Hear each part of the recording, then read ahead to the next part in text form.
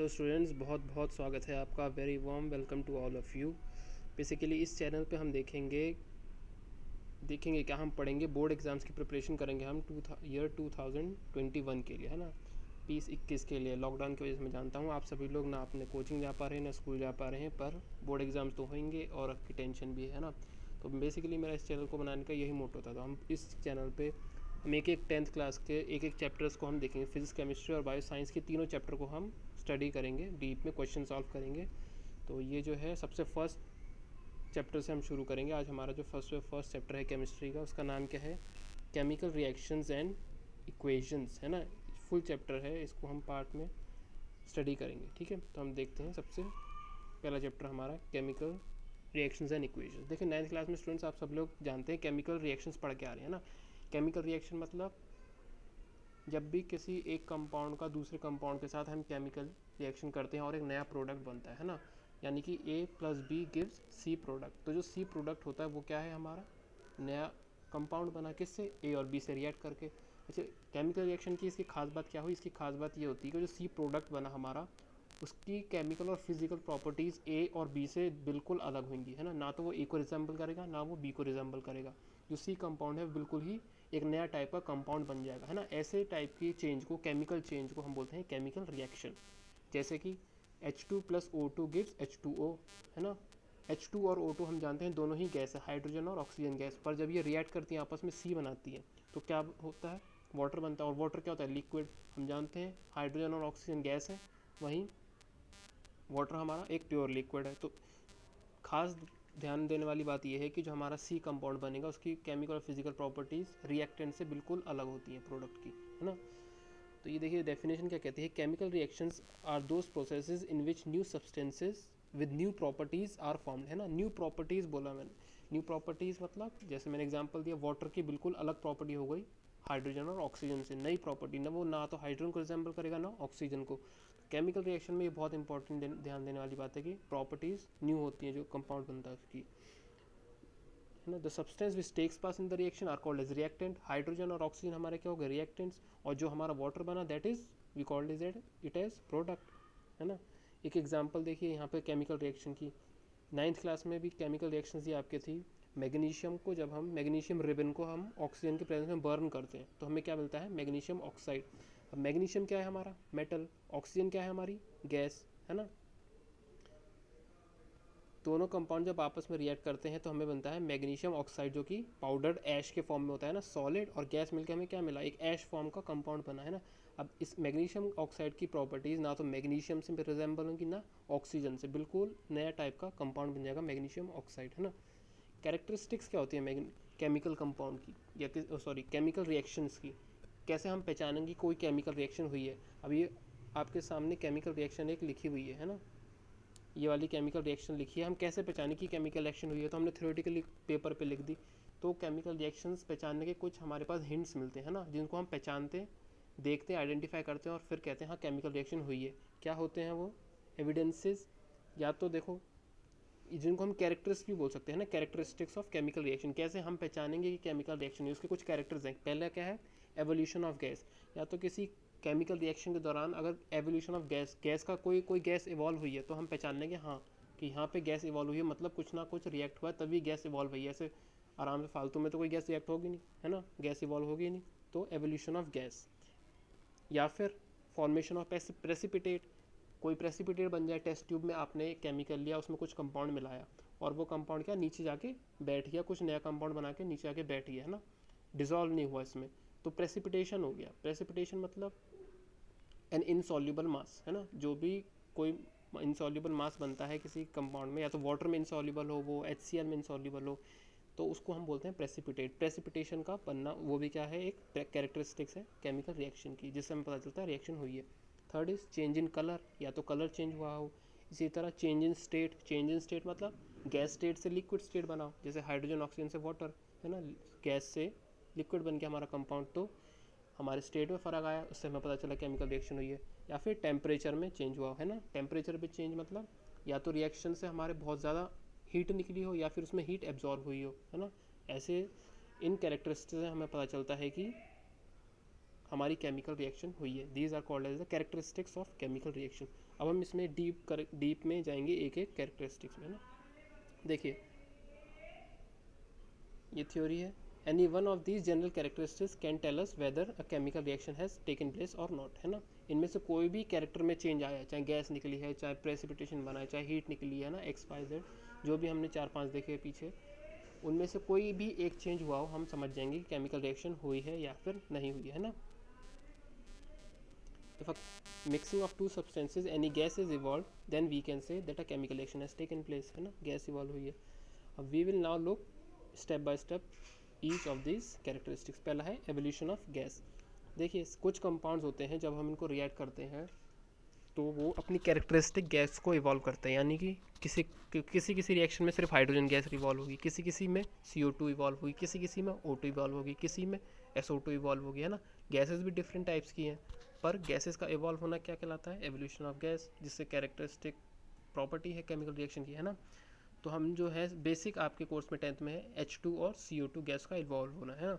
तो देखिए एक रिएक्शन होती है जब हम लेते हैं किसी भी मेटल को, है ना, जिंक ग्रैन्यूल, जिंक क्या है हमारा, हम जानते हैं मेटल है, जिंक ग्रैन्यूल्स मतलब छोटे छोटे दाने, है ना। जिंक ग्रैन्यूल्स को हम रिएक्ट कराते हैं जब सल्फ्यूरिक एसिड से या किसी भी एसिड से हम जिंक को Zn प्लस HCl ले लेते हैं हम, ठीक है। सपोज करिए H2SO4 भी ले सकते हैं, इसको हम रिएक्ट कराएंगे तो हमारा ZnCl ये बन जाता है ZnCl, और हमारी हाइड्रोजन ये दिख रहे H, ये एक हाइड्रोजन है, ऐसे बहुत सारे हाइड्रोजन होंगे HCl मॉलिक्यूल में, है ना। H और H मिलकर हमारे H2 गैस लिबरेट हो जाता है ना। H2 हमारी इवॉल्व हो जाती है। तो इससे हमें क्या पता चला कि एवोल्यूशन ऑफ गैस हुई है, हाइड्रोजन गैस इवॉल्व हुई है और हमारी रिएक्शन हुई है। Next is was formation of precipitate, precipitation का बनना, है ना। प्रेसिपिटेशन मतलब इनसॉल्युबल मास का, वो हम किस रिएक्शन में देखते हैं, वो देखते हैं जब हम पोटेशियम आयोडाइड KI सॉल्यूशन को जब हम लेड नाइट्रेट सॉल्यूशन में मिक्स करते हैं तो येलो कलर का प्रेसिपिटेशन बन जाता है लेड आयोडाइड का हमारा, है ना। पोटेशियम आयोडाइड मीन्स KI, उसमें हम क्या ऐड कर देते हैं, lead, PB, this is PbNO3 whole twice, है ना। तो हमारा क्या बनेगा, लेड आयोडाइड, यानी कि PbI2, है ना। तो ये PbI2 हमारा होता है येलो कलर का, ठीक है। तो इस समय क्या पता चला, येलो प्रेसिपिटेट बना लेड आयोडाइड का, की रिएक्शन हुई है हमारी। Change in colour, change in colour मतलब एग्जांपल देखें चेंज इन कलर का, अगर हम सिट्रिक एसिड को रिएक्ट कराते हैं पोटेशियम पर मैग्नेट से, है ना। पोटेशियम पर मैग्नेट आपके अभी आगे आएगा, ठीक है। सिट्रिक एसिड आपको, ये आपके सिर्फ एग्जाम्पल्स हैं, ठीक है, आपको याद नहीं करने हैं, बाकी NCERT में जो एग्जाम्पल्स है वो ज़रूर याद करना पड़े, ठीक है। जैसे फॉर्मेशन ऑफ प्रेसिपिटेट में एक फेमस एग्जाम्पल आपका सिल्वर नाइट्रेट AgNO3 को आप किसी भी क्लोराइड से रिएक्ट कराते हैं, जैसे NaCl, है ना, NaCl, तो आपका AgCl बन जाता है, क्या, AgCl, वाइट कलर का AgCl, जो कि डिजॉल्व नहीं होता पानी में, है ना, प्रेसिपिटेट बन जाता है। उसी तरह change in colour, citric acid को आप पोटेशियम पर मैंगनेट एक कंपाउंड होता है ब्लूइश कलर का, उसमें मिक्स कर देंगे हम तो सॉल्यूशन का कलर डिसअपियर हो जाता है, ट्रांसपेरेंट हो जाता है पानी की तरह, है ना। पिंक या ब्लूइश कलर से क्या बन जाता है, वो ट्रांसपेरेंट कलर। तो चेंज इन कलर हुआ मतलब रिएक्शन हुई है।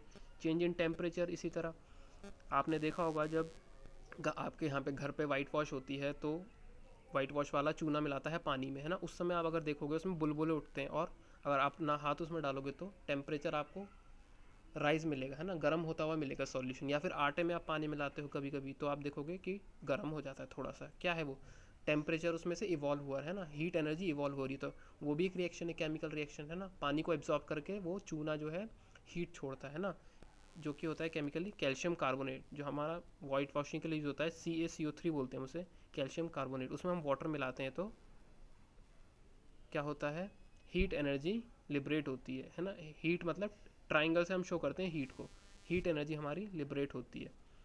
तो ऐसी रिएक्शंस जिनमें हीट एनर्जी रिलीज हो, है ना, बहुत ज़्यादा अमाउंट में हीट एनर्जी निकले, हम बोलते हैं एक्सोथर्मिक रिएक्शंस, है ना, एक्सोथर्मिक रिएक्शंस। तो उससे क्या होता है, चेंज इन टेम्परेचर, हीट का निकलना क्या हुआ, टेम्परेचर में चेंज हुआ, तो उससे हमें क्या पता चलता है, केमिकल रिएक्शन हुई है। इसी तरह बहुत रिएक्शंस होती हैं जो एनर्जी को एब्जॉर्ब करती हैं, जिसमें इसमें तो आपकी एनर्जी रिलीज हुई, किसी में आपको, जैसे बर्निंग, आपको जलाते हो तो उसको आपको हीट देनी पड़ेगी, तो आप दे रहे हो, वो हीट को एब्जॉर्ब करेगी, तो दैट इज एंडोथर्मिक रिएक्शन। जो एब्जॉर्ब करे वो एंडोथर्मिक है, जो हीट को लिबरेट करे वो एक्सोथर्मिक रिएक्शन है। ओके, तो ये थे हमारी प्रॉपर्टीज़ जिससे हमें पता चलेगा कि केमिकल रिएक्शन हुई है। Formation of precipitate, change in colour, change in temperature. Next है एक और चेंज इन स्टेट, मतलब सॉलिड का लिक्विड में बनना, लिक्विड का सॉलिड में बनना, या गैस का लिक्विड में बनना। ठीक है, फेमस एग्जांपल आप जानते ही हो, H2 + O2 गिव्स H2O, है ना, लिक्विड वाटर बन जाएगा हमारा। ठीक है, ये यहाँ तक हमने स्टूडेंट्स पढ़ लिया क्या, कैरेक्टरिस्टिक्स ऑफ केमिकल रिएक्शन, कि कैसे हम पहचानेंगे केमिकल रिएक्शन हुई है ना।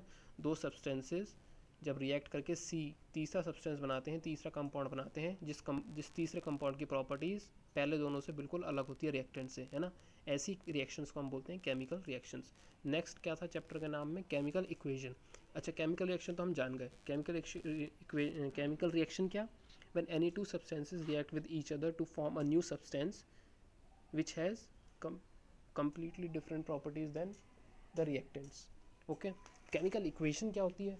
देखिए पुराने टाइम में क्या होता था, मैंने अभी आपको लास्ट रिएक्शन क्या बताई, hydrogen plus oxygen gives water. अब पुराने टाइम में क्या होता था, रिएक्शंस को ऐसे लिखा जाता था, hydrogen plus oxygen gives hydrogen dihydrogen oxide या फिर वाटर। अब इतनी बड़ी केमिकल रिएक्शन को हम बार बार लिखेंगे अगर HYDROGEN करके, तो आप केमिकल रिएक्शन जब हम करेंगे तो कितनी बढ़ी जाएगी, है ना, टाइम वेस्ट होगा। तो इस चीज़ को कम करने के लिए क्या करा गया कि हमने हर एलिमेंट को सिंबल दे दिए, है ना। सिंबल मतलब जैसे हम 9th क्लास में पढ़ के आ रहे हो, हाइड्रोजन का H, ऑक्सीजन का O, सोडियम का Na, आयरन का Fe। तो हमने सिंबल्स दे दिए ताकि हम जो बड़ी केमिकल रिएक्शन हो रही है उसको शॉर्ट फॉर्म में रिप्रेजेंट कर सकें, है ना। अब hydrogen plus oxygen gives dihydrogen oxide या वाटर, इतना बड़ा लिखने की हमें ज़रूरत नहीं है। हमें क्या लिखना होगा, बस H2 + O2 गिव्स H2O। ये हमारी रिएक्शन अब हमने किस में रिप्रेजेंट कर दी, एक जनरल फार्मूला में या फिर सिंबल्स के फॉर्म में, है ना। तो इसको हम बोलते हैं केमिकल इक्वेशन। केमिकल इक्वेशन मतलब the method of representing a chemical reaction with the help of symbol and formula, है ना। सिंबल और फार्मूले के हेल्प से जब हमने केमिकल रिएक्शन को रिप्रेजेंट करा, है ना कि उनके नाम से। नाम क्या था, हाइड्रोजन, सिंबल क्या है H2, है ना, H, और फार्मूला क्या है H2, एक मॉलिक्यूल का। तो the representation of chemical reaction in the form of its symbols और फार्मूला। और रिप्रेजेंटेशन भी कैसा, रिप्रेजेंटेशन भी शॉर्ट हैंडेड, है ना, शॉर्ट हैंडेड रिप्रेजेंटेशन, एकदम छोटा सा। तो the short handed representation of a chemical reaction in the terms of symbols and its formula is called as chemical equation. देखिए, है ना, पुराने टाइम में कैसे लिखते थे, zinc plus sulphuric acid gives zinc sulphate plus hydrogen gas. अब इतनी बड़ी रिएक्शन हम बार बार लिखेंगे अगर अपने प्रैक्टिकल्स में, उस एक्सपेरिमेंट्स में करने के लिए या प्रैक्टिकल लाइफ में हम यूज़ करेंगे। और ये तो फिर भी बहुत छोटी रिएक्शंस हैं। बहुत ऑर्गेनिक रिएक्शन इतनी बड़ी बड़ी होती हैं जिसमें 4 कंपाउंड होते हैं इन्वॉल्व और प्रोडक्ट्स बनते हैं 3 4, तो कितना कॉम्प्लेक्स हो जाता है। तो हमने इनको दिया सिंबल्स, है ना। तो अब हम क्या लिखेंगे इसका शॉर्ट हैंड रिप्रेजेंटेशन, जिंक को लिखेंगे Zn, सल्फ्यूरिक एसिड को लिखेंगे H2SO4, और हमारा जिंक सल्फेट ZnSO4 और हाइड्रोजन गैस। तो हमने शॉर्ट हैंडेड रिप्रेजेंटेशन में लिख दी, है ना, chemical reaction in the form of symbols and formula. ठीक है, ZnSO4 क्या है, फार्मूला, सिंबल्स और फार्मूला से मिलकर बना है ZnSO4 सॉल्ट हमारा। तो ऐसी शॉर्ट हैंडेड रिप्रेजेंटेशंस को हम बोलते हैं केमिकल इक्वेशंस। ओके स्टूडेंट्स, तो ये था आपका आज एक चैप्टर का थोड़ा सा ब्रीफ इंट्रोडक्शन, और इंट्रोडक्शन से थोड़ा ज़्यादा हम यहाँ तक हमने चैप्टर को 25% थोड़ा कंप्लीट कर लिया, है ना। तो नेक्स्ट वीडियो में हम इस चैप्टर का आगे का पार्ट देखेंगे, तो ज़रूर इसको रिवाइज करना और क्वेश्चंस को प्रैक्टिस करना। जो यहाँ पे इंपॉर्टेंट बात देने वाली वो है डेफिनेशन कि केमिकल जो इक्वेशन क्या होता है ना, इसके आप डेफिनेशन पे ध्यान देना। और ये जो हमने 5 कैरेक्टरिस्टिक्स बताए, change in state, change in temperature, okay, और चेंज इन कलर, इन चीज़ों पे आप थोड़ा ध्यान देना। और मिलते हैं फिर नेक्स्ट लेक्चर में, नेक्स्ट वीडियो में, चैप्टर के आगे के पार्ट में। Thank you.